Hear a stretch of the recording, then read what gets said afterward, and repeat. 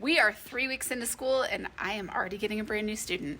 If you are like me and you teach a self-contained classroom, you know getting a new student isn't just putting a name on a desk and putting a cubby tag on a cubby.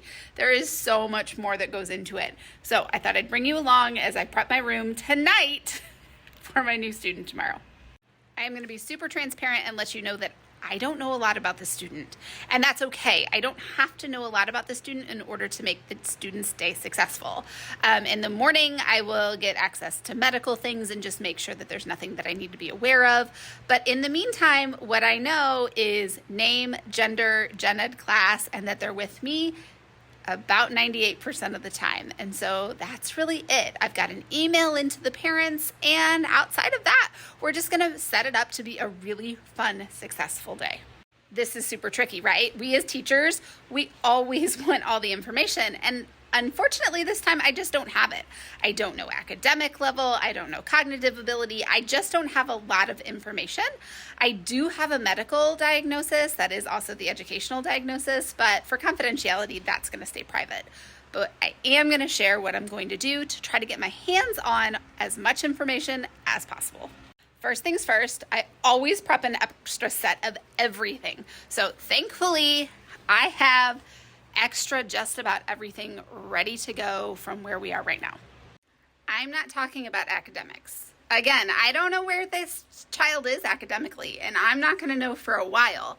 But what I do know is the child needs a folder, the child needs a communication book, the child needs independent work at some point. So I'm going to pull that out and have just the buckets ready to go.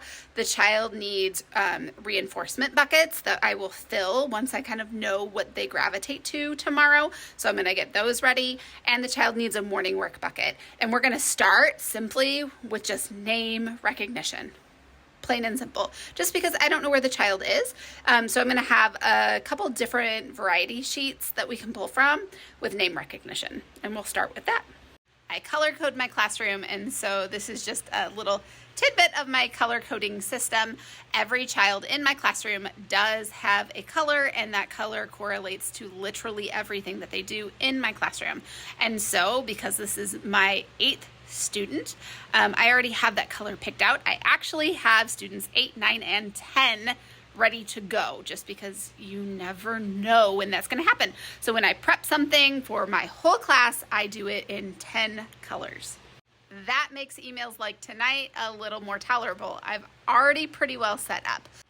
Because this is such a brand new environment, even though I'm not going to actually ask for any academics tomorrow, I am going to pull a visual schedule for the student so they can get used to checking their schedule and moving from one rotation to another.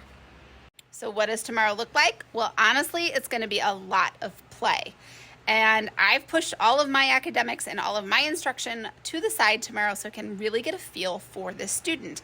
I want to know if they can play, if they can parallel play, if they can play with a peer, what happens in a large group, like our morning meeting, what happens in a small group. Does that student just want to join in? Is that student hesitant?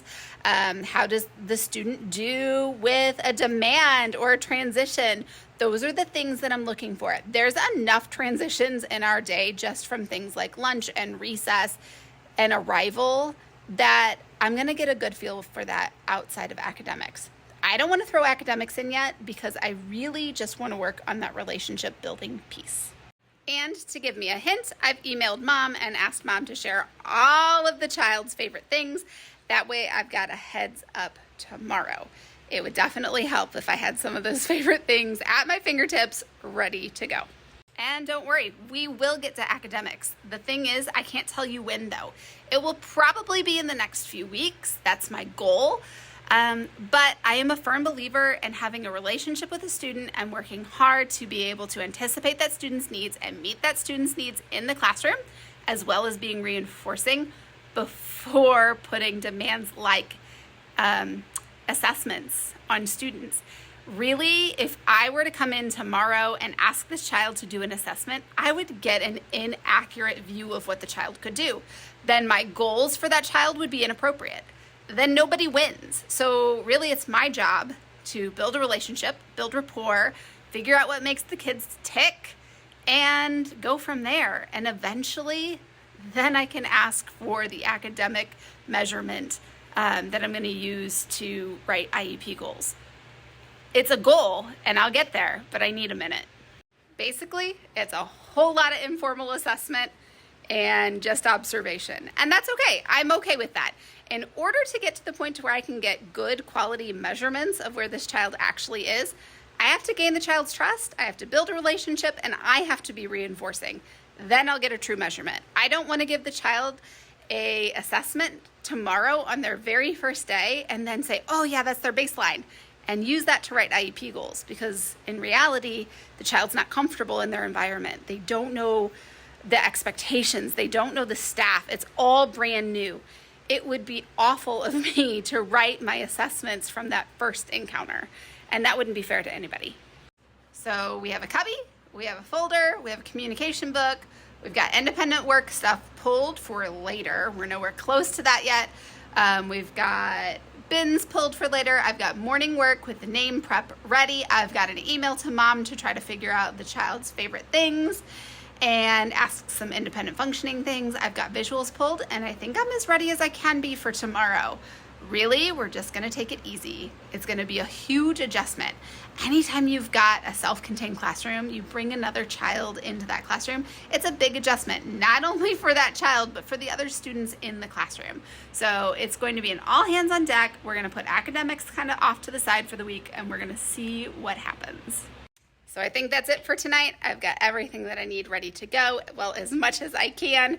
I would love so much more information, but the fact is that we teachers don't always have all the information that we want, and so we really have to do what's in the best interest of the child and the best interest of our classroom, and that is simply sometimes dropping academics and dropping the expectation to be able to do that in the future. And that's my goal tomorrow. I will definitely keep you updated as we go. I am super excited to welcome student number 8.